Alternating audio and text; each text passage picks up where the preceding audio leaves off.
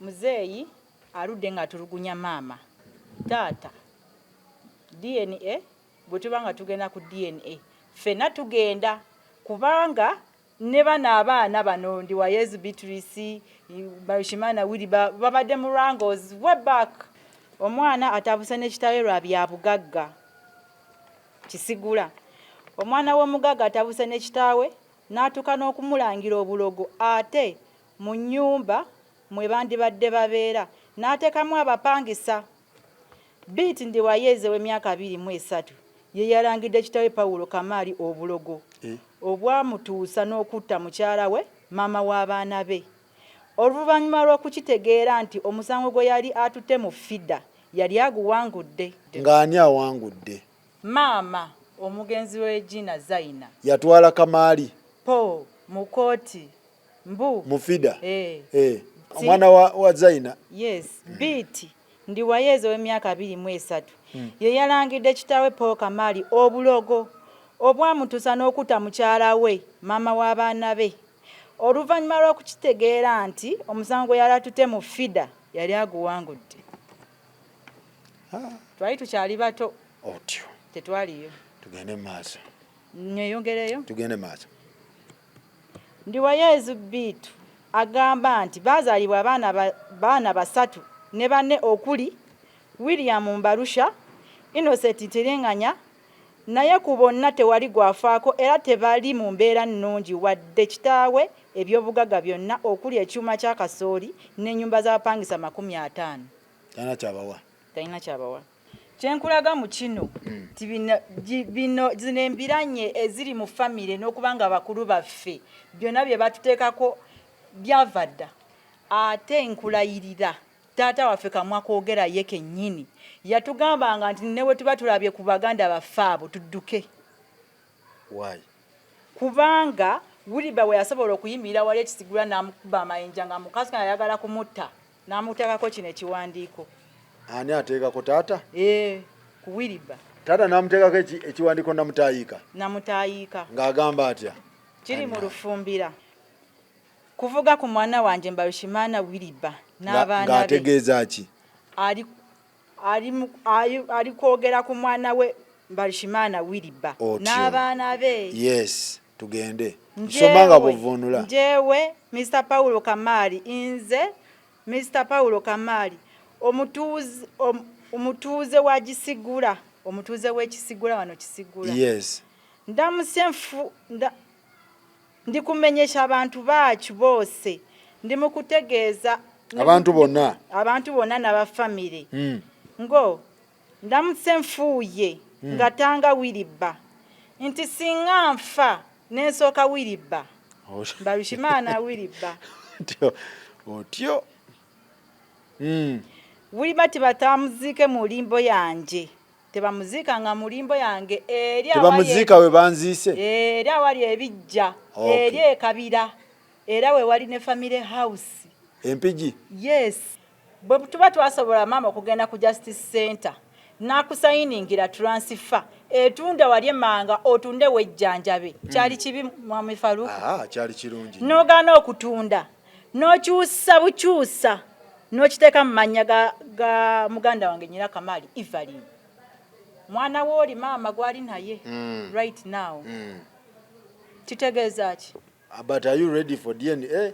Oba you're not ready? I'm ready naye abaati obodde ekitiibwa kyange nange abajja kopasetinga omutima gwange. Abantu b'e Canada katubanjulire fresh frozen matooke okuva e Uganda. Ettooke lye lituukidde ddala wennyini w'oli okuva e Uganda mu East Africa. Jangu onyumire taste of East Africa mu Canada. Tukuterekera amatooke ne gabeera nga gasobola okubeerawo okumala emyaka 2. Kati nokola odayo kati ku 437 332 7894. Mwattu ate tujja gakuleetera wennyini awewuwo. Oba genda ku smartaccessbusiness.com oba ku info@smartaccessbusiness.com. Kati laba Ontario supplying a frozen matooke mu bibuga bino: Ottawa, Mississauga, Hamilton, London, Kitchener, Windsor, St. Catharines, Kingston, Brantford. Abe Toronto mutusage ku Lowry Meat Market ku Young Street, ate Brampton One Stop African Caribbean Market ku Lisa Street, ne Scarborough ku Skyland Food Mart, Lawrence Avenue, e Niagara ku Ademo Africa Grocery Store, Main Street. Agi. nga nsanze okulaba nange sanyuse nnyo okusanga ogamba otya mpolampola si bulungi kiki embeera yo yasajjuse embeera si nnungi nnyo ddala nsaba weeyanjule neyanza nnyo okundeta ku mukutu guno balamusizaako nnyo buli omu atulaba nze amannya gange nze Nyiramahoro Agnes neryekikanga oligaseeko Kamaali orakoze cyane ndakoze cyane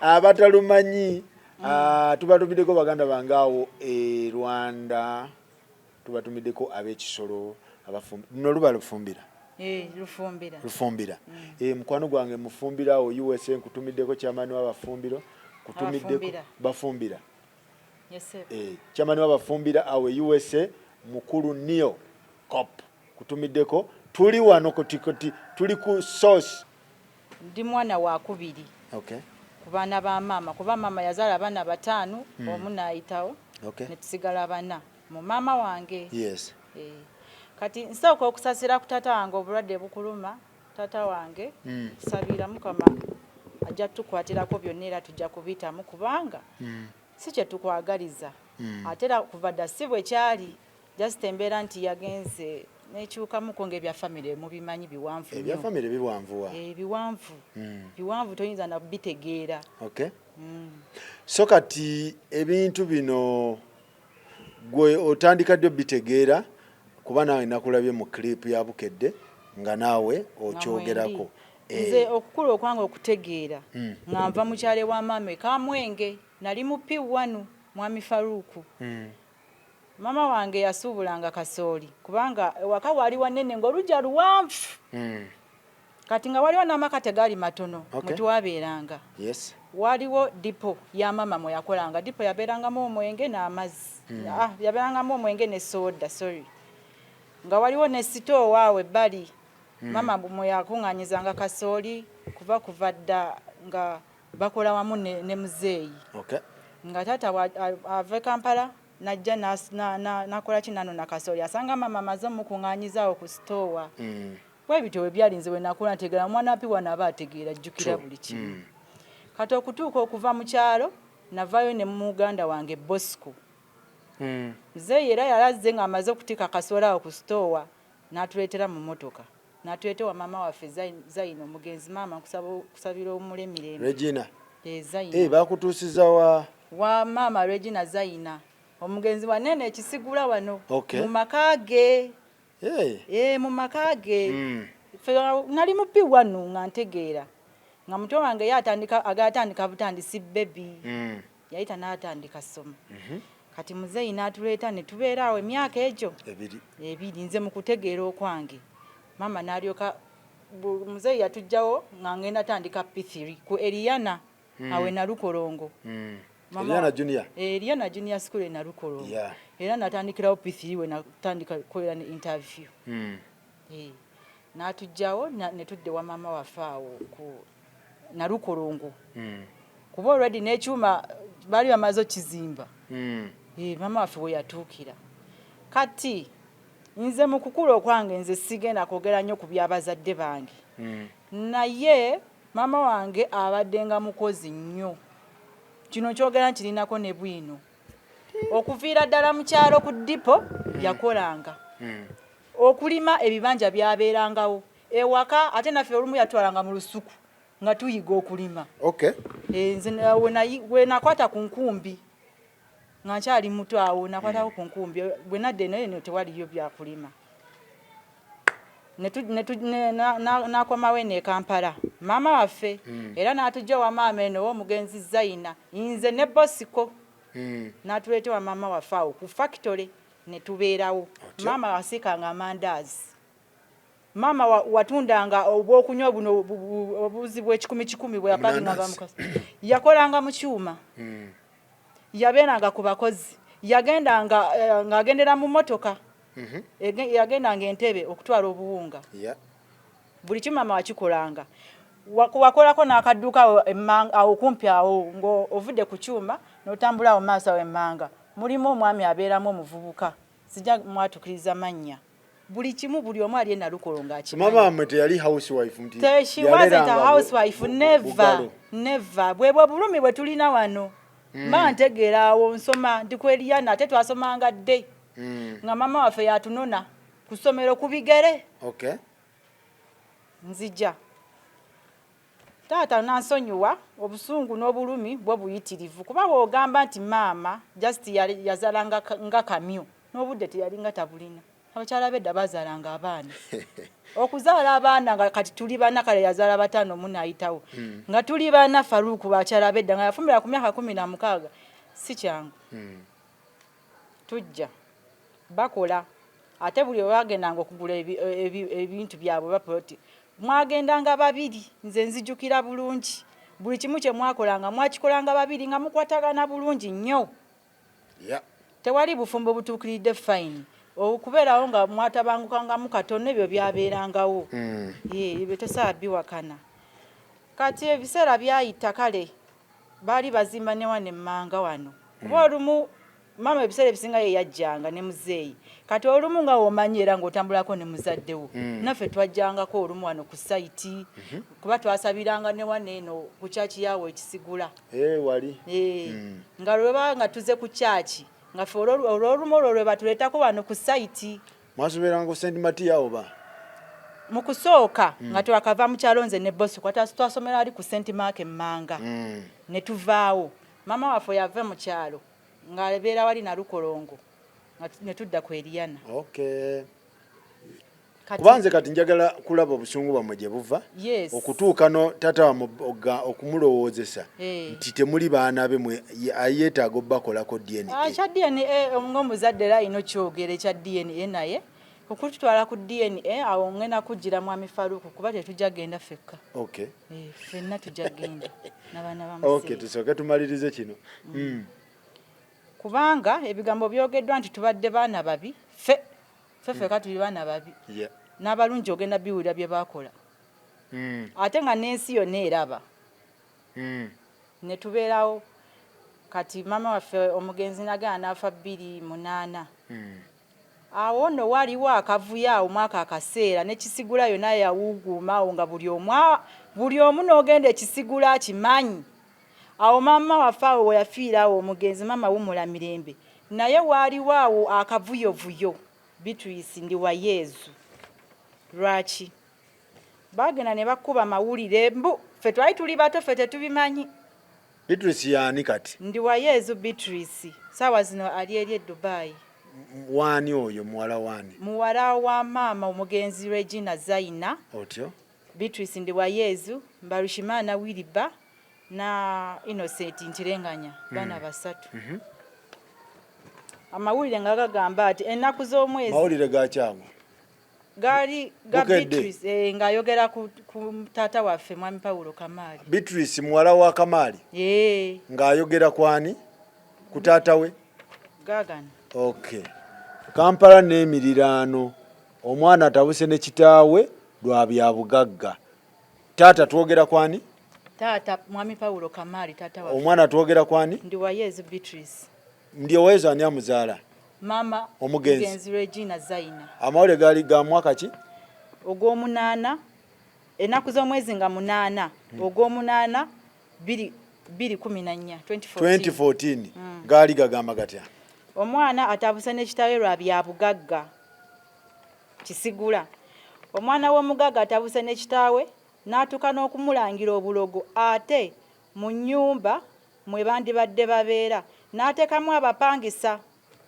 Biti ndi wa Yeze w'emyaka 23 ye yalangidde ekitaawe Paulo Kamali obulogo obwamutuusa n'okutta mukyala we mama w'abaana be oluvannyuma lw'okukitegeera nti omusango gwe yali atutte mu fida yali aguwangudde soko kaddemu kaagano oluganda amanyi okulusoma kaddemu toba ng'osoma birala mwami Faruku kusooka osomere sentence gye nsoma omwana atabuse ne kitaawe lwa bya bugagga omukulu Kamali ne ndi wa Yezu omwana w'omugagga atabuse ne kitaawe n'atuuka n'okumulangira obulogo ate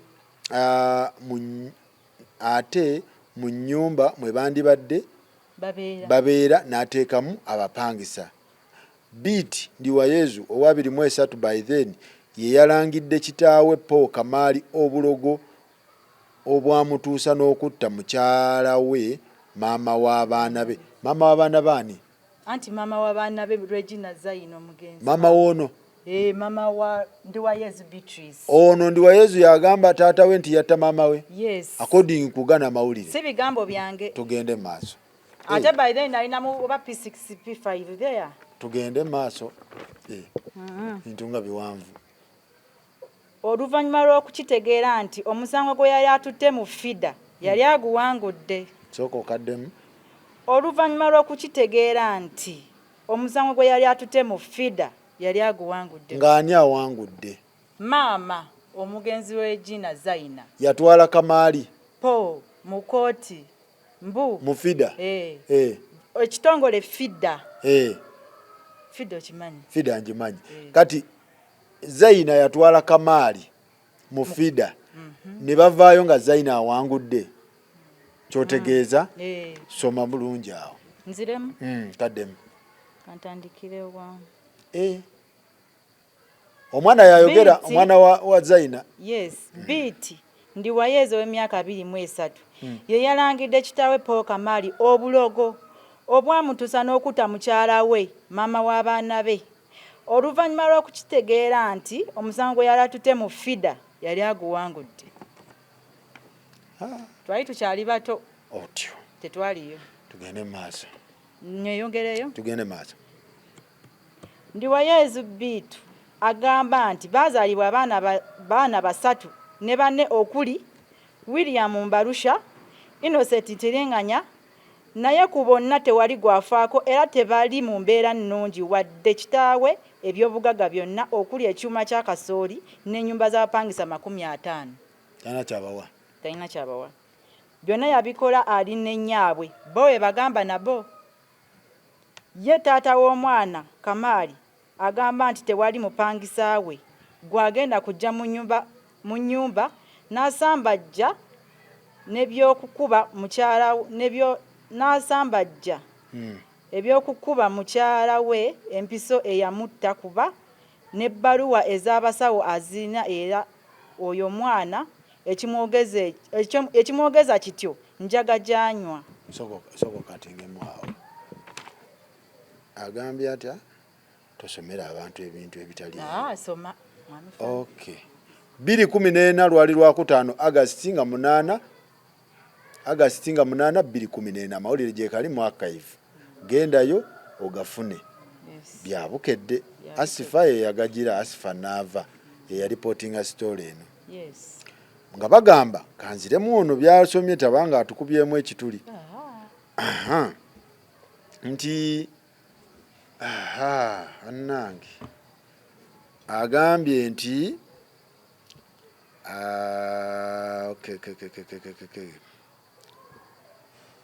wadde ekitaawe ebyobugagga byonna okuli ekyuma kya kasooli n'ennyumba z'abapangisa byonna yabikola ali ne nnyaabwe. Ye taata w'omwana Kamali agamba nti tewali mupangisa we gwagenda kujja mu nnyumba n'asambajja ebyokukuba mukyala we empiso eyamutta kuba n'ebbaluwa z'abasawo azirina era oyo omwana ekimwogeza ekyo njaga janywa. Taata Kamali nga yagamba nti muwala wanywa enjaga. Nti muwala we yagamba nti mama we bamukuba empiso ey'obutwa n'afa. Okay. Nkomawo baneyongereyo. Weyongereyoko katono. Taata agamba omuwala anywa enjaga. Njaga janywa. Okay. Taata agamba nti namuwera mu masomero ga njawulo ng'addukayo buddusi yakwatagana n'agabinja agamuyigiriza okunywa enjaga n'okukuba endongo. Kamali agamba nti agezezzaako ng'omuzadde okukolera omwana we naye omwana amulemye era asaze bwamukwase gavumenti yeba esalawo ekyo mumukolera. Ndowooza tukomaawo. Kati ki ky'otulaga mu kino? Kyenkulaga mu kino nti zino embiranye eziri mu famire n'okuba nga bakulu baffe byonna bye batuteekako byavadda okuvaawo nno bakyali mu mbiranye kati nkugira ku Mbalushimana Wiriba.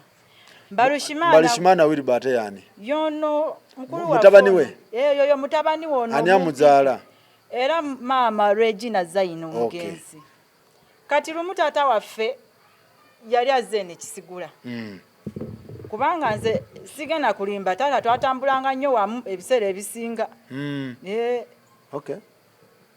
twali tuli awo Mbalushimana Wiriba n'ekisigula bamanyi natandika mukasukira amacupa amayinja biki okitegedde akasukira taata lwa musango guno eno bino embiranye zaali okuba yali abagobye mu nnyumba kati bino Wiriba byagamba nti yakulira wano ewaka mugana amaka ga maama takulirangawo yadde n'olunaku n'olumu tasulangawo yadde n'olunaku n'olumu tekibanga nawo bakulira awo wagulaawo era ne kavidiyo katunuulira nga omwana ono ndi wa Yezu alinye kikomera ng'ayagala kujjamu abapangisa muzeeyi be yali atadde mu nnyumba. Kavidiyo kana akali mu kayimba ka Buddo abaana ba Buddo oyo yali abuka ekikomera yali ndi wa Yezu Beatrice ng'ayagala kujjamu abapangisa bakole ki babeeremu muzeeyi yali abagobyemu. Taata nsonyiwa naye bino byagenda dda mu mawulire tugende maaso abaana abo wano tebajjangawo Wiriba takulirangako wano ate nkulayirira taata waffe kamwa koogera ye kennyini yatugambanga nti newe tuba tulabye ku baganda baffe abo tudduke kubanga Wiriba we yasobola okuyimirira wali ekisigula n'amukuba amayinja nga mukazi kana ayagala kumutta n'amuteekako kino ekiwandiiko. Ani ateekako taata? Ku Wiriba taata n'amuteekako ekiwandiiko namutaayiika ng'agamba atya kiri mu Lufumbira ennaku z'omwezi nga 19 mujjukire kana amawulire gaali ennaku z'omwezi nga 8 ogw'omunaana 2014 wano ennaku z'omwezi nga 19 ogw'ekkumi nga 8 August 2014 wali wayiseeyo emyezi emmeka ogwo gwa kumeka emyezi 2 nga wakayita emyezi 2 anti bakyali mu mbiranye ennaku z'omwezi nga 19 ogw'ekkumi 2014 kisigula zone reason kuvuga ku mwana wanje Mbalushimana Wiriba n'abaana be Olufumbira balumanyi somamu bavunulire kuno sikuwaayira kuba ne siginica ya taata kweri golese bwino kati ndese bwino waze na bwino ffe tetuli mu kuwaayira ate nze n'amaziga gaakalada nsikyalina amaziga bannange nkaabye nkooye njewe Mr. Paulo Kamali umutuuze wa Kisigula ndikumenyesha abantu bacu bose ba famire ngo ndamuse nfuuye ngatanga Wiriba tebazamuziika mu irimbo yanje aho bazaba baramuzise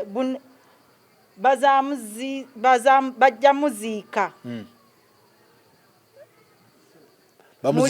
bamuzike mulimbo wa ya Bunamwaya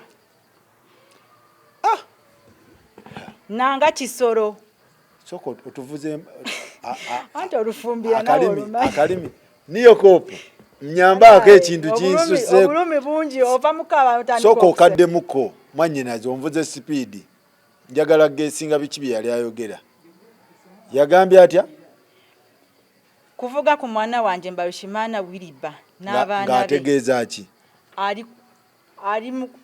ali kwogera ku mwana we Mbalushimana Wiriba n'abaana be tugende nsomanga buvunula njewe Mr. Paulo Kamali inze Mr. Paulo Kamali omutuuze wa Kisigula omutuuze w'Ekisigula wano Kisigula ndamusenfu ndikumenyesha abantu bacu bose ndimukutegeeza abantu bonna n'abafamire ngo ndamusenfuuye ngatanga Wiriba nti singa nfa n'ensooka Wiriba Mbalushimana Wiriba otyo Wiriba tebatamuziike mu limbo yanje tebamuziika nga mu limbo yange tebamuziika we banziise eri awali ebijja eri ekabira era we wali ne family house empigi eno si family agamba Wiriba tebamuziika wa ku kijja kyange. Yes. Okay, tugende mu maaso. 2014. Bazamuzane kisolo nangwa mu limbo lya Bunamwaya nti tebamutwalanga ku kijja kyange naye bamutwala ekisolo eri wali jjajja waffe jjajja mukyala ne jjajja mwami oba tebamututte ekisolo bamutwale mu limbo ye Bunamwaya. Ate Bunamwaya wani? Nze ate mmanyi si bigambo byange. Okay. Mwami Farouk. Okay. Nicho kisonyiwo aho icho muhaye mbwe kyekyo kisonyiwo kyemuwadde kati kale kansoke maleyo. Annaye ekyo kisonyiwo kyomuhaye. Kyekyo kisonyiwo kyamuwadde. Baani abaaliwo kubanga bayogedde ku baana. Ndi tata waffe yasooka okusayina ne handwriting yeyo yennyini clearly. Ndi n'ategeeza ndi ategeeza ki? Paulo Kamali inze. Ne signature ye ne namba ye y'essimu yiino wano. N'aba baddewo family members be bano wano. Ate okumanya nti era naffe nange naliwo nzuno wano. Nawe waliko? Nyiramahoro Agnes Owimana katandikire waggulu. Kato waliwo tata waffe gwe bayita Kato. Sofia Nakato waliwo ono jjajja waffe. Bero Elias. Mukisa Emmanuel. Bona baabo baaliwo abantu 10. Ekiwandiiko ekyo ne maama Verena Kamali yaliwo. Naye yaliwo. Kati wano we wasemba nti emabega. N'ateekako? Nanje omuwandiisi nti omuwandiisi yenze senga w'abaana Maniraguha Jennifer emuje. Nti omuwandiisi awandiise n'ebbaluwa. Jennifer senga w'abaana. Yes. Yaliwo bulungi nnyo. Yes, yaliwo bulungi. Kati kitegeeza ki kyo delivering awo? Kino kyengezaako ku delivering kye kino. Sookera ku message Wiliba gye wampeereza ku Lwokutaano. Luno Lwokutaano luno oluwedde. Agi. Wanji mwami Farouk. Wazze na bwino kati. Anti ffe tetuwaayira. Ffe twogera mazima. Mukulu wange Barushimana Wiliba waŋŋambye bw'oti. Wamaze okumpeereza gundi bulayivu bunene bwe mubadde nga mwekwata omanyi ffe tetubaddamu mwe mutukyogooza mutuvuma ate muvumye nnyo maama wange mumuyisizaamu nnyo amaaso ffe tetwavumako maama wammwe. Ate muvuma abantu bannaye. Sibagamba. Tetuvumangako maama waffe yadde n'ogu. Temukikola kikyamu. Okumanya nga tetuvumangako ne maama waffe yadde n'omu. Nze ne maama wange ono ali ekitemu. Wano we wajjira ekifo kye wandibadde kale ne weebazako kumujja okulerera abaana okuva emyaka 16. Gwe twali tuli lumu nga bagenda Mpigi. Omanyi waliwo ebanja saagala nnyo byogera. Bali bagenda Mpigi. Ssebo yaliwo ne muganda we Bulaka Beauty alina amaaso amanene.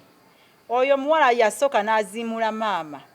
Baali bayingira mu mmotoka nga tata waffe ali mu ofiisi nze ndaba bwento manyiza ndi musirise. Naye nooti nga ate nze seekubira sayidi ate egiyita ekikopo ekiyita kikopo period.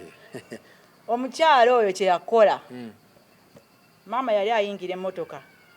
Kye yakola n'amusindika n'agwa wansi. Omanyize nange olumusisirika. Namugamba maama osindise maama talina kyakukoze naye Katonda ajja kukusasula. Kati nzirayo wanene Wiliba kye yampeereza. Wiliba yagambye ate. Yamaze okumpeereza obu TikTok audios obadde buflowing bonna. Nagamba those are the evidences to chase you and your mother from burying Muzeeyi. Yakyogedde wano mu Buganda.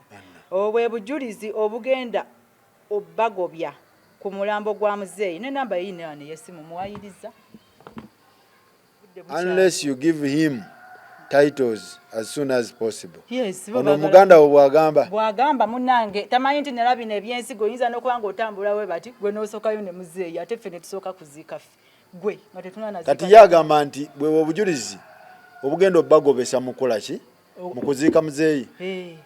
Naye naawe ekiwandiiko kikino wano beerawo ng'otuddeeyo ng'omanyi wiiri eri wanene webale nnyo kutulaalika. Kati ekiwandiiko kino njagala kufuna point ey'okuleeta ekipapula kino. Point eviira ddala wano ku mawulire nga bagamba nti Neera taata yakuba mama waabwe empisa y'obutwa eyatuuka n'okumutta. Ne batuuka ogenda mu fida bagabanye ebintu engeri gye yali awangudde omusango ye yafa bifo ng'enkeera mbu bagenda kugaba ki? Kitegeeza tebaagabana. Okay. Kirungi nnyo okubeera omwana ng'okuziddwa abazadde bo ne bakubuulira ne weekolereranga ebibyo. All right. Kubanga bw'owuliriza buno bu audio ng'ayogera ku kitaawe obuli recent, not years back, osobola okuvvuunulamu ky'oba ovvuunuddemu.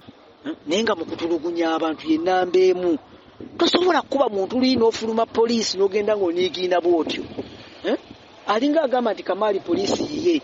Era bwatu byatulugunyanga maama waffe nga mama buli jaddukira ateekayo akawunga, agula akasawo kakawunga n'alekayo, agula nakwata ssente nkalu n'alekayo, bw'atyo paka bwe yatta mukadde. Mukadde twamuziika mu bulumi, mukadde twamuziika mu nnaku, kati embeera gyatulugunyamu mukadde paka kutuuka kumutta, y'embeera gy'atandise okutulugunyamu ono omukyala. So musitukiremu muyambe omukyala, tubeegayiridde. Tetuyina ssente naye mutuyambe, we necessary mutuyambe bannange. Kamaali si muntu, Kamaali musajja muzibu nnyo. Wano waaba ayogera akulaga nti muntu, naye Kamaali kungulu muntu omutima gwa mpologoma. Ffenna twamudduka, Innocent yamudduka, nze ne mudduka kamwa koogera Wiriba. Muto wange anzirako n'amudduka n'agenda mu Buwarabu akuba kye yakola bwa busigaleeyo mu kyeyo. Naye n'amudduka. Waliwo mala bamuyita Vaasi naye n'amudduka. Talina mwana n'omu amuli kumpi. Naye bw'ayogera mulowooza nti naye muyambe mukadde. Bwe kyetaagisa mumuyambe musitukiremu. Kuba gye bikomekkereza kye yakola mukadde oyo yafa era kyayagala okukola mukadde era ajja kimukola singa temumuyambye. Sino bye byange. All right. Kati Wiriba bali ku side ki? Right now. Wiriba ye kyenyiza okugamba ekituufu talina na side. Ye nga Wiriba. Kubanga bw'owuliriza buno bu audio ng'ayogera ku kitaawe obuli recent, not years back, osobola okuvvuunulamu ky'oba ovvuunuddemu. Tugende ku DNA. Ye ayagala byanfuna. DNA Mwami Faruku. Taata wamwe yayogedde ku DNA. Mwami Faruku nze mama wange ye yanzaala ate nangamba oyo taata wange yanzaala. Ate nkuze ne taata wange okutuuka paka ku gino emyaka gye ntuuseeku. Ndi mukazi mukulu nnyo. Newe ekitiibwa. Mama wange yagenda okusalawo. Ate obanga otutwala ku DNA ffenna tugenda. Tunula mu kamera awo. Taata.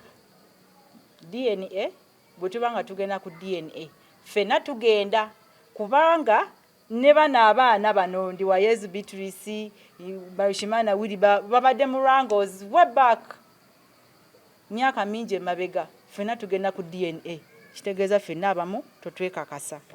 But are you ready for DNA oba you're not ready? I'm ready naye aba atyobodde ekitiibwa kyange nange abajja kopasetinga omutima gwange n'obuswavu bw'empiseemu kubanga nze seegomba kujja ku media ate ndaalika ebya famire yange simanya tuyise mu bino si bituufu biswaza nnyo. Singa kizuuka nga maama yakuzaala nga naye Kamaali yakuzaala kitegeeza alina okukola ki? Okuliyirira. Yes, kubanga obuswavu eddembe. I'm independent. I'm above 18 years old. I'm independent. Ate n'ekirala n'ekyokuntwala ku DNA si kyamaanyi nnyo kuba nze taata saagala nze bintu byo. Nina emikono n'amagulu ne wano wentuuse maanyi ga Katonda na maama wange kubeerawo nga mbuuliridde nnyo kubanga singa teyali maama wange singa n'obutwana bwewadda n'enfa. Ate Agireka. Nze Mwami Faruku mbonyeebonye nze nkugamba. Taata wange oyo. Ate n'okubanga muto wange Charles tasoma ssaawa zine n'obulumi bwe nnina wano ku mutima Mwami Faruku tobumanyi. Nzira ku biwandiiko muzeeyi bye yatuwandiiseeko mbu twakoze ekitaata mutukutiisatiisa simanya twagala kutta. Mwamuwamba n'omuwamba. Simanya twamuwamba tetukuwambanga. Mwamuwamba ne mukuba ku poliisi e Nateete. ate ffe mwamuteeka mu kamotoka mwafuna oba baani oba baaki ne mumuwamba ne mumuteeka mu kamotoka paka ku poliisi. Mwami Faruku tubulina kooti yebulina mbu mwapangisa abantu tetupangisa. Tugende ku ekyo ekiwandiiko ebiwandiiko bye mumukasukira. Mwami Faruku nga wenkulaze kino ekiwandiiko handwriting si yange n'omuti eyeyogerera ne bwe bamugamba nti jangu maddamu owandike waneno sentence nga 5 oba 10 musobola okwawula ntono yawandiise kino oba ono bamuwaayiriza. You can never change your handwriting. Maybe ng'oli muyaye nnyo. Ekyokubiri ebyo ebiwandiiko ebyo biri typed. Nawe osobola okufuna laptop eyiyo no typing Mwami Faruku wanzita wakola biki ngenda ku biki byonna no typing.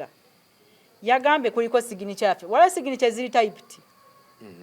Signature omuntu agisayininga n'omukono gwe gwennyini.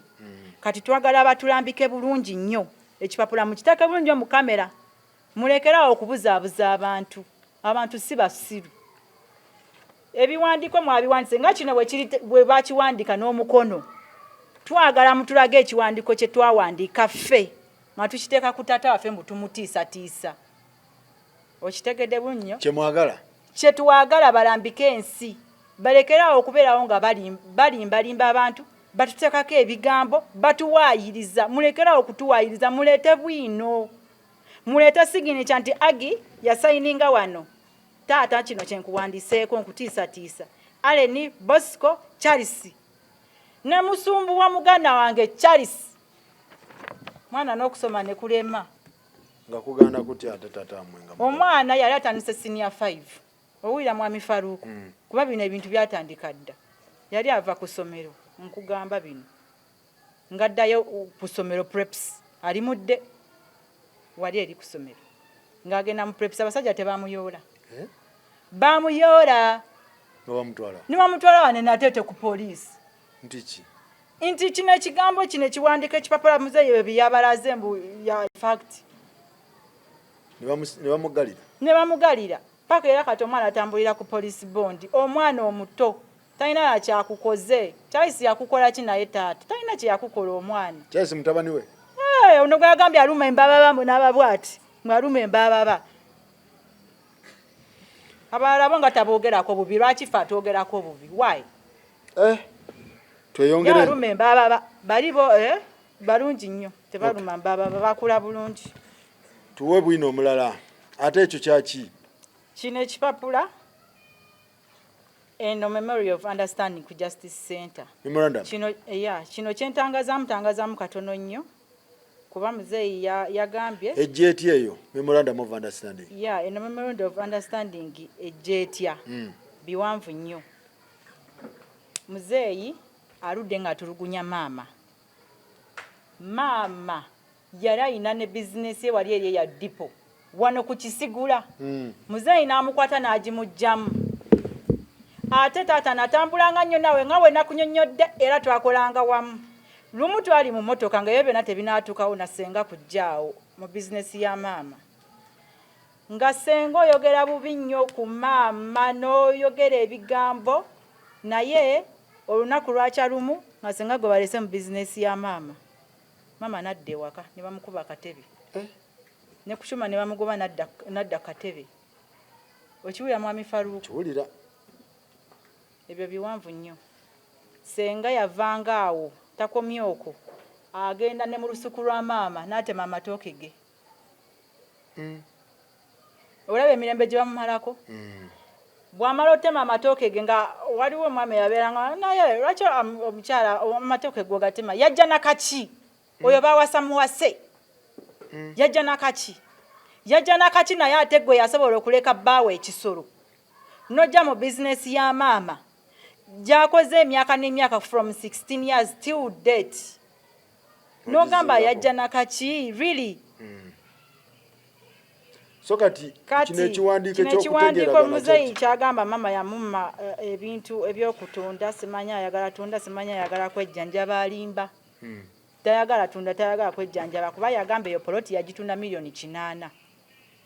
Eyo poloti mwagikolerako obuwandiike ku Justice Center yaliyo ne maama manyaga bantu babiri Mwami Faruku wabisomye. Akawayo namba 6 wakasomye dda. N'akawayo namba 8. Akawayo namba 8. Mwe bagenda ku Justice Center. Yes. Kubyo kutunda property. Neye manga kuba sinzimbemu. Okay. Akawayo namba 8.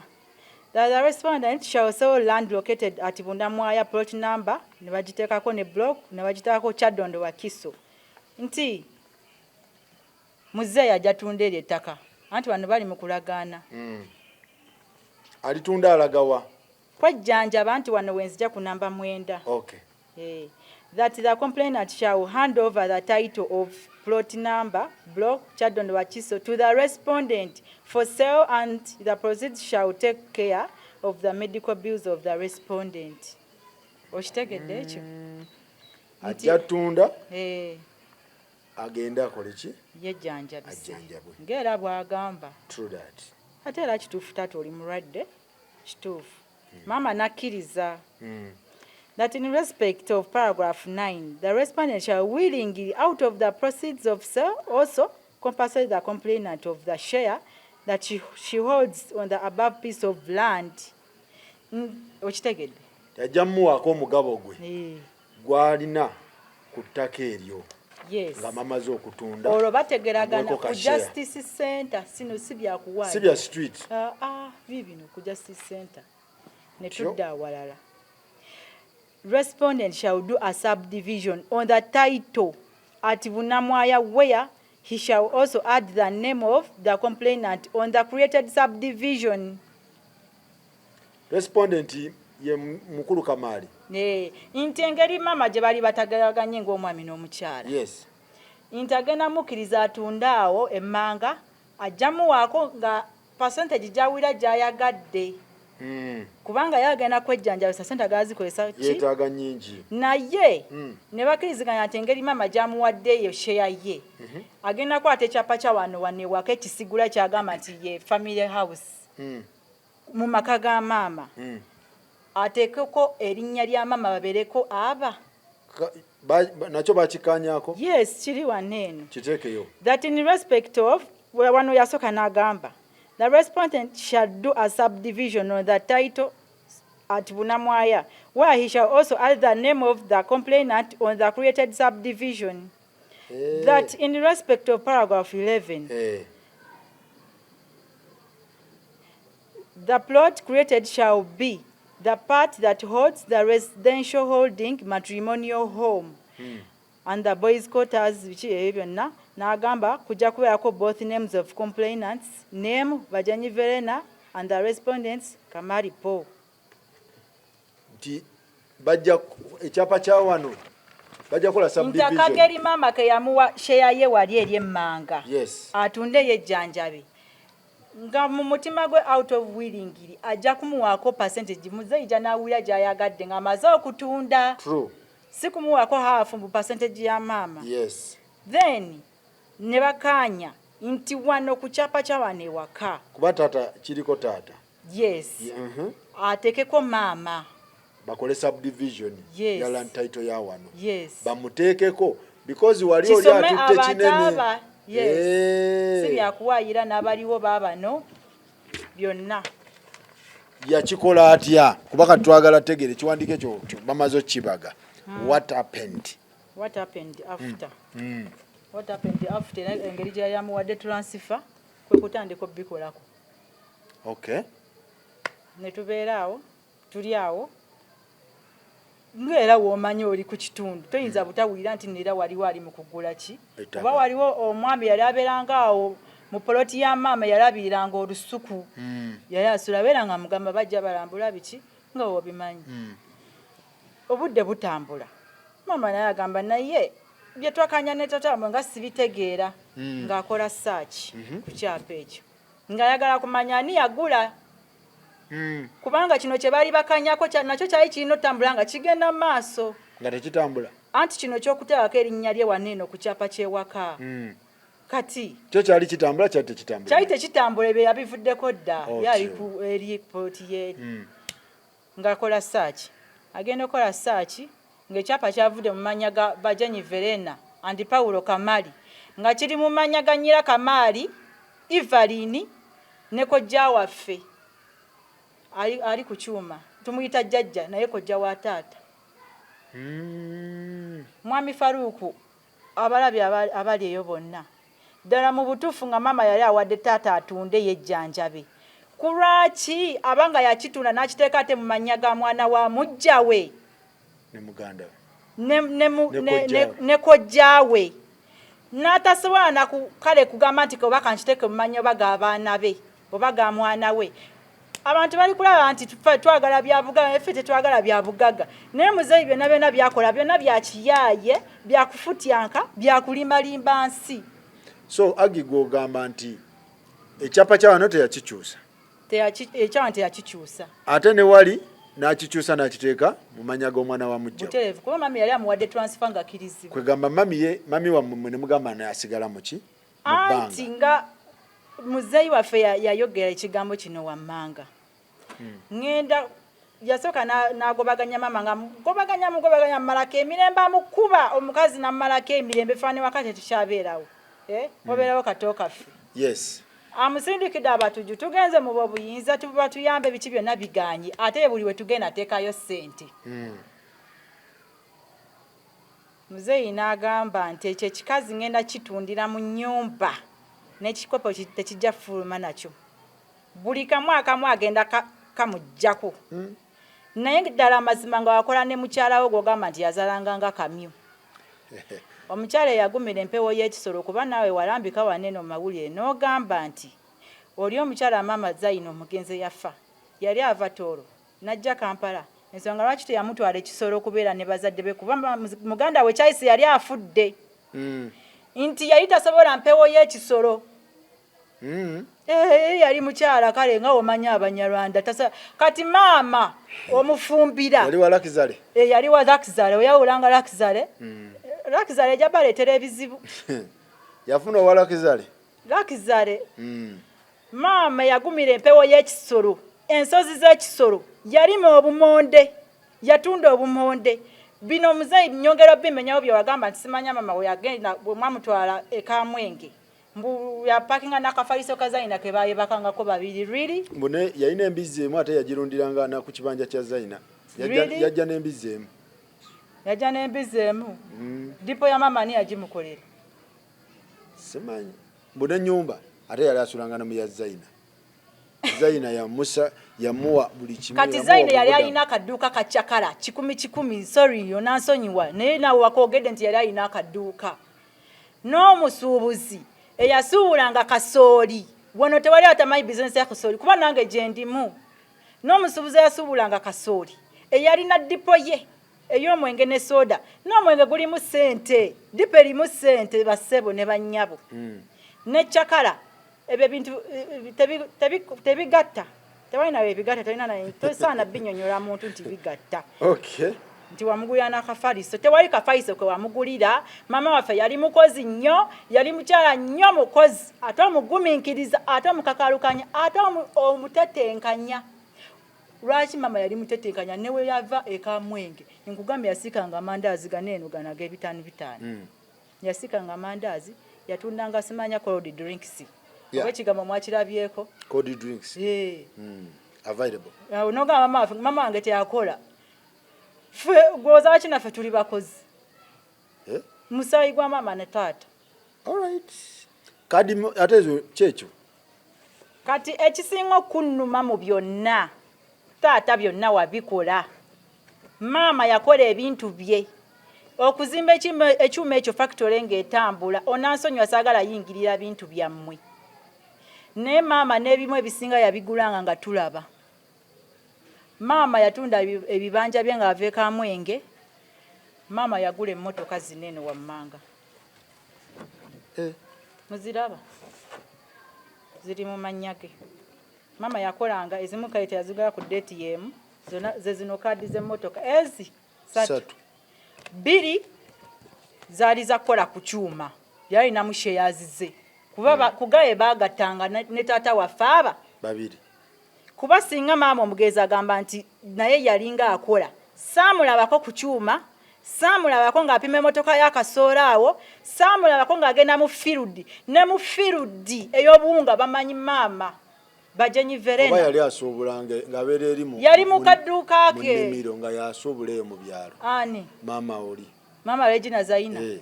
nga bwe nakunyonyodde mama yali tamanyi byakukakaalukana ne muzeeyi yakyogedde okay. ekyo tekiriiko kwekweka naye nze ate yaŋŋambye ne bwogende mu byalo eri Kabuga Kamwenge mama byokugula kasobo bimanyi essaawa emu essaawa bbiri abamu bakuleetera obukiro simanya kiro meka n'okuŋŋaanya kasobo inamala okuwera ne bamupakira mu nsawo bw'amala okuwera n'apanga ensawo ne zijjula gundi kasitoowa then muzeeyi najja nanona n'aleeta e Kampala kati then njagala ogerageranye n'omuteera yalina kaccakala so kati what happened to the motoka emmotoka zino eno taata we wamala okuleeta maama waffe mukyala wo Gawuda ziri manya gani gagani Bajenyi Verena naye mama waffe abonyeebonye ekimala kyova olaba nze sagala nyoze bya bintu kweswazaswaza si byagala okay. emmotoka ezo ziraba nziraba eno Regius mama gye yatambulirangamu Verena Bajenyi. kugenda ku kyaki kugenda mu mikolo kugenda mu byalo kugenda wanga omanyi famire bwebeera munnange emmotoka obudde ne butuka n'azimuggyako eno truck anti nze zino trucks bbiri ez'oku factory zikola ku kyuma yes okay. yagula neza kati lwaki maama omugenzi Regina Zaina temuli mu turaka gye kale wabanga ye yakola yabikola byonna ye turaka gye yaleeta eri luddawa okay. eno station wagon silver naye yagigula manya gani agagali awo ku kaadi Bajenyi. thank you kati what happened kati ekyatuukawo nga bwe mumanye buvuyo buzze bonna n'azimuggyako olwo amugobye ku kyuma eyo point namba emu talinnyayo amugobye mu bizinesi ye ya dipo eyo senga gy'alimu gy'atuddemu n'amutuuze waka tasolooza yadde n'ennyumba yadde n'olwataanu yadde n'ebitaanu ekisinga otuluma nti maama waffe yakola ne taata waffe buli kimu talina kake kabbali kwogamba nti omukazi oba alinayo ennyumba ezizze zayinza okwesobolozaamu engeri y'omusajja gy'aba amugobye yasigaze yeeyiye no buli kimu yakikolanga na bba waaba babiri obalabye amugobye ku kyuma amugobye mu dipo ye anti ffe tuli bamululu be bagamba kati senga ye atudde mu dipo ya maama naye ng'alina abaana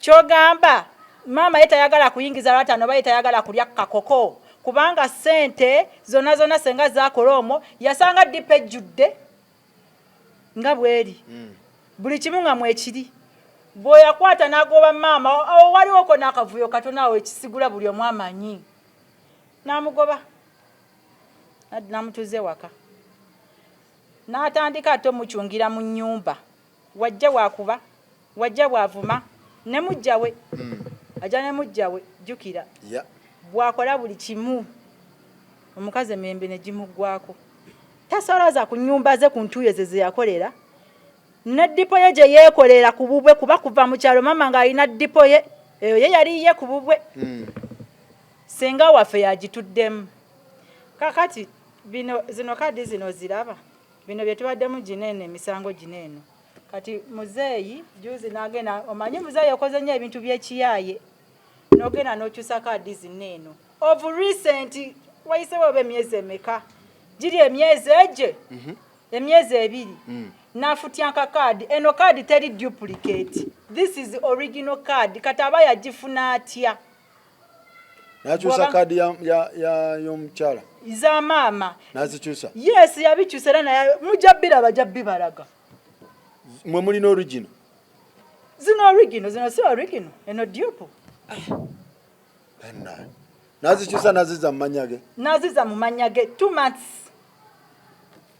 olwo nno nga tuli mu mediation ali mu kukyusakyusa akyusakyusa kaakati bw'ogamba nti tetulwanirira maama waffe nga taata wasobola ogamba nti maama togenda namulekera dde n'akakopo maama ddewa naye agamba yabasomesa abawadde buli kimu abamu ku mmwe abalina abasajja mukoledde mu bizinesi ye n'abako n'ababudaabuda abamu abawadde entandikwa abako be mwamuleetera Mwami Farouk omuntu goyogera naye mumusasudde bukyayi. What is the problem? Mwami Farouk omuntu goyogerako tomumanyi kubanga agamba nti atusomesezza. Nze taata nkwebaza nti wasobola okunsomesa okuva nga nkyali muto fine paka senior 6. In fact paka senior 5. Kuba omwana atakugambe nti saagala kusoma. Omwana tabamugobe nti ali lubuto. Omwana tabamugobe nti akoze abortion. Yes. Okiwulira ku ebyo ebisinga oluma abazadde. Nze nasoma primary yange yonna sifunye ku lubuto. Nasoma secondary yange yonna nga sifunye ku lubuto. Mwami Farouk saaye kuuma. Weekuuma. Paka kati. Nesoma diploma. Bwe namaliza diploma nange nali nkuze. Kyokka nali nkyali mwana muto. Kibi. Awo oba olina okweyagalamu. Olwekyo. So ne weeyagalamu. Mwami Farouk naawe. Ne weeyagalamu ku lwekyo. Bwe kiri kati baali baagala mbuki. Olina okweyagalamu. Nali nkuze. N'ebifaananyi weebiri nga graduatinga. Yes. Nga tuli wamu byonna weebiri. Nensoma n'ebirala nabyo era nembimaliriza neera ne bantikira. Era ne kati era oba mumuleetera abako batayagala. Ana muko gwe yamuleetedde omuko. Omuko yakamuleetedde omuko ye mugana ngo omukulu. Anti ero mugamu banja. Besaagala tuddeko tubyogereko kubanga muzeyi wange taata olimba. Alimbamu? Olimba. Kyogamba gwe yagala gamba nti buli omu gwamuyambe buli omu gwamuyambe. Mbw ayambye abako. Experience yonna mugiyigiddeawo ku mulimu abasomesezza abagulidde truck waliwo gwe yagulira simanyi kanta. Experience gyagamba nga wenkugambe nti omusaayi gwa maama ne taata ffe gututambuliramu. Ffe tuli bakozi. Ffe tuli bakozi. Nga bw'okiwulidde. Oyinza okunaano nga ndi smart. But naye bwe osanga nga ndi mu mirimu gyange biba birala. Ffe tetubeera mu Lakizale. Bw'oyinza okunaanga nga ndi wano nga bwendi. Ffe tetuba mu Lakizale. Ate emirimu gyaffe gya bukyafu. Si gya buyonjo, si gya office. Kati ani gwe yawa kanta? Ife mukoki gwe yawa kanta. Tewali gwe yawa kanta, tewali yadde n'omu. Kati nkujjira Mwami Farouk. Ffe tukuze tulaba buli kimu maama kyakola kuba muganda wange Aleni ye yakula ddala ne maama baba tebamuleeraako. Just maama waffe omugezi yamulirako mwezi gumu. Yabeerangayo ngalaba maama era basuubulanga wamu kuba yamuyambangako yali muto. Buli kimu akiraba alaba maama we nga bwakola. Tulaba tataffe nga bwakola. Lwaki tookoli? Naye mutowo yali ayagala mukuba nnyondo ate mutowo yagenda okizuula mutowo oyo alina amayumba eyo mwakurayiti mayitirivu ne mama we yamuwaako ennyumba ezo Bosco era Bosco munoonya mbuli kirabika nti Bosco yabba taatawo taata n'akizuula. Receipts ezo Bosco kujja kuzikola yazikoera 3 months only. Kyokka mweje myezi 3 Bosco era amaze ogula ploti nga amaze n'okuzimba. Bw'alina amayumba mayitirivu ne mama we yamuwa ennyumba 3. Ffe twekoledde buli omu yeekoledde ebibi ate buli omu akola bibye. Ffe tetubeesingira ku taata waffe ate taata waffe mu baana be nga njogeza mazima ne Katonda nga ndaba mu baana be yakayamba ye mukulu waffe Innocent kuba gwe yagulira Fuso yeka period. Mwetaba wangayo Fuso. Ffe yatuwa bwongo. Mama waffe ne taata waffe mwatuwa bwongo bwa kukola. Kati oyawulanga omuntu akuwadde obwongo nakuwa experience n'omuntu akukwatira ekintu ekikalu nti kwata ogenda okola etandikirawo aba takuyambye. Kyova olaba ffe ffe okukola kwaffe ffe twekoledde ate tukozesa amaanyi gaffe. Kati mwanyinaze kikye mwagala? Ffe kye twagala ffe tusaba bwenkanya. Ekyasinze obajjayo mu mawulire. Ffe tusaba bwenkanya. Tusaba bwenkanya ate taata tukusaba lekerawo okulimba nti mama takuyamba oba mama takujjanja oba mama takuwa. Lekerawo okulimba ensi nti mama awambye ebyapa byo, mama tawambangako byapa byo. Mama yakuwa ebyapa byo. Mama nasigaza ebyapa bye muliko ababiri mukutegeragana. Si mu mpaka. Mama nasigaza ebyapa ebyammwe bye mwekoleranga mmwe ababiri kuba mama talina kintu kyagamba kukukuta kintu kya wabweru takirina. Obwenkanya mubwagala mutya? Obwenkanya tubwagala tutya? Mama mwe bamuwa omugabo gwe kyemwagala ebyo soko lindeko mwami Faruku fwe bwenkana tubwagala tuti bwe tuba twasobola mama okugenda ku Justice Center nakusayiningira transfer etunda wali emanga otunde wejjanjabe kyali kibi mwami Faruku kyali kirungi nogana okutunda nokyusa bukyusa nokiteka mu manya ga muganda wange nyina Kamali Evelyn mwana woli mama gwali naye right now kitegeeza ki tekiba kirungi ekyo kiraga nti era toli mu kutunda kukola ki kwejjanjaba kuba already yali akuwadde kati twanditandikidde ku ekyo kye mwandisookeddeko okulaba nti yamuwa kati ekyo kye yamuwa lwaki kale teyatunda n'agamba nti wano ntunze naye tezimaze njagala kwongerako neera naddamu n'amwongerako nga kituufu atunze neyejjanjaba n'agamba sente tezimaze njagala kwongerako kuba obulwadde nammwe temubugaana weebuli mubumanyi weebuli ffe taata waffe tumujjanjabye nno mwami Faruku nno nkugamba maama waffe oyo gwali naye amaze naye emyaka 6 ayagala kungamba nti emyaka 6 gy'amaze naye gino emyaka gyonna mama bale tamujjanjaba wano we yafukamira ku mukolo ogwa mmisa nga ne bafaaza weebali yali afukamira mweyanzaaki yali amusaba bufumbo olwadde baali bafumbo yali amwebaza byamukoledde weebale nnyo kati kyogamba nti egyo emyaka 6 weyagala agamba nti taata waffe tetumwagala oba twagala taata waffe afe obuzibu n'abantu boyinza okuba nga otambula nabo ne bakuwabula obubi kibi nnyo kati I think ayinza okuba ali ready for dialogue mwe muli ready okutuula naye muteese mwami Faruku ebintu bya maama wange ne taata wange sibiyingiramu ebintu bya maama wange ne taata wange sibiyingiramu lwaki abantu bagamba nti mbiyingiddemu kati olw'ensonga zembalambuludde maama wange okutulugunyizibwa maama wange okubeerawo nga abonaabona ekisusse kubanga bwe tuba tugamba nti twagala bwenkanya kulwaki kale senga yali mu bizinesi ya maama yatayagala bintu yatayagala bya bugagga lwaki ye atuddeawo mu bizinesi ya maama ate nga maama takola tasolooza tali ku kyuma kye kye bakola ne muzeeyi tali ku dipo ye talina kyakola kati kyogamba senga bamuteekawo nti yakolera maama njagala kuntangaza mukozi woono kati lwaki mwagala kulaga nti neera ffe abaagala ebintu ng'abantu abali naawe be bali mu kulwanirira ebintu ebyo be babyagala mu ntuuyo za maama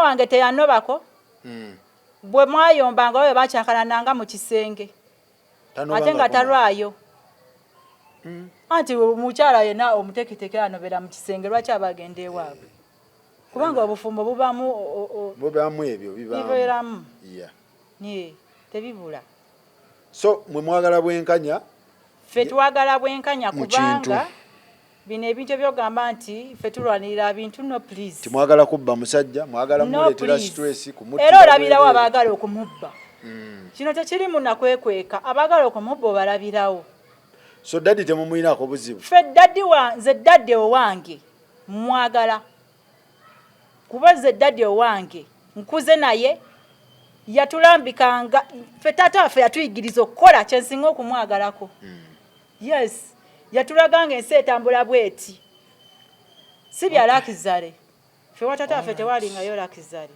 alright so bannange ekintu bwe kityo bwe kiyimiridde bwe kityo bwe kitambula ekintu bwe kityo bwe kitambulira ddala so bano bagamba tebaagala kutta taata waabwe bakimanyi mulwadde naye ebintu taata mbu byakola tebiri kiriya according nga bo bamuwaako atunde ate mu kutunda ofuna medication ate yakola bukozi transfer kati nabo bano beebuuza kiki ekigenda mu maaso singa yatunda sente n'azikozesa ne ziggwawo n'akomawo kyandibadde kirala nti zamuggwako kati tutundeyo tukole ki naye ate ekifo ky'okutunda akyusa bukyusa byapa nga wakola ki bwabizza mbalala bwabiteeka eri mubeeri eri ekitemu waayi lwaki kibeera kiri bwe kityo kuba ffe twanoonya reason why aba teyatunda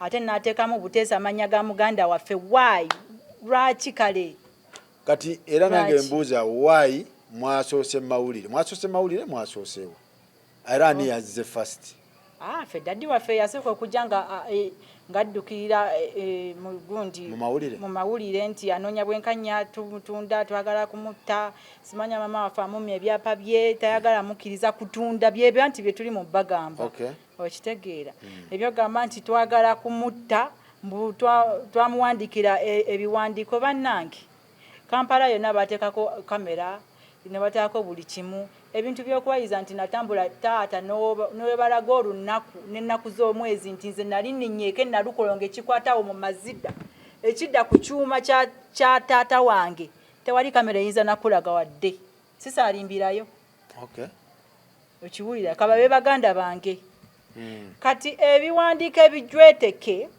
ebintu ebitali mu bulambulukufu bintu bibi nnyo kuba oba ogamba nti twakuwandikira n'omuntu akusembeddaawo ku lusegere ne waba muganda wange oba yenna oba muntu yenna whatever asobola okutayipinga ekiwandiiko ekyo n'agamba age yakikuwadde si bwe kiri mwami Faruku okuleka nga mpandiise nze nempandiika nti agi biki nempandiika ne baba nga bankutte ne bampa olupapula nti wandiika bine byonna ng'okozesa engalo zo omuntu asobola okunkwatamu ensobi so age obubaka bwo eri dadiwo ne mami obusembayo taata wange omulungi okimanyi nkwagala nnyo ate era okimanyi nze age sikujemerangako ekyo kyokimanya sikuyisaamu mu maaso buli kye waŋŋamba nga nze kye nakolanga nze taata wange yes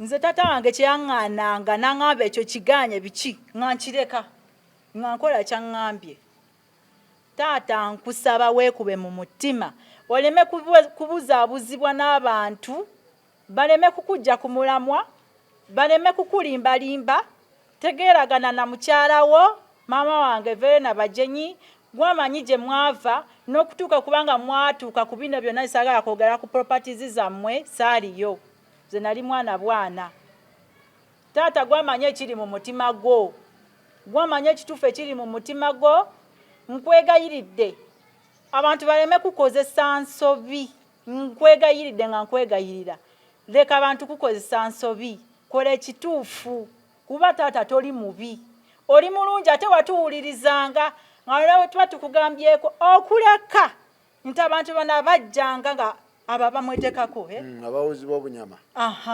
baatandika omuwabya mpaka kati alright mwebale nnyo mwebalire ddala bajenzi bange babayita bajenzi bange okay mwebale nnyo abanyamikago mwenna tubatumiddeko mwenna so ensonga bwe zityo bannange bwe zitambulira ddala tugenda kuba tutambula mpola bwe kityo tuleeta abantu ne boogera okitegera kati gwe n'olaba eyo naye nga funamu poyinti omusajja ali eyo naawe omukyala ali eyo okitegeera kati ensonga bwe zityo bwe zitambula ebintu olina abakyala number 1 number 2 number 3 number 4 number 5 number 6 oba balansinze otya awo waliwo akabadi oba olina abakazi abangi ogenda kibalansinga otya bino ebintu bino nga tebinnakola ki nga tebinnajja okitegeera so kakati ensonga bwe zityo bwe zitambula